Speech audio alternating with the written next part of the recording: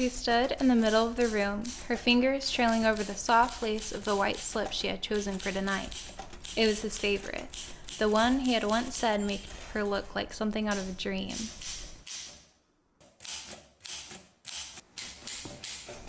The scent of wine filled the air, mingling with the candles she had lit. It had been weeks since they'd last had a proper evening together.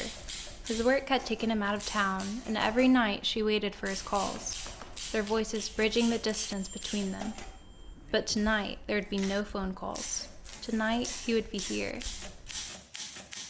She moved to the mirror, touching up her lipstick. Her heart beat faster at the thought of his smile, the way his eyes crinkled at the corners when he was truly happy.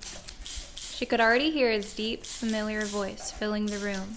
She smiled at her reflection, nervous and excited at the same time. Every detail had to be perfect, because tonight wasn't just any night, it was the anniversary of when they first met. She bought some bottles from his favorite winery. She hoped it would make him smile, a small reminder of how much he meant to her. She poured the wine, her phone buzzed, and she glanced at the screen.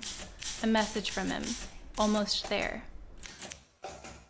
Her heart skipped. She checked everything again and adjusted the wine glasses. It was silly, she thought, how much she cared about these little details, but she wanted him to walk in and feel at home, to feel how much she had missed him. As the minutes ticked by, her thoughts wandered back to the day they first met. It had been a chance encounter, a brush of hands as they reached for the same book in a small bookstore downtown.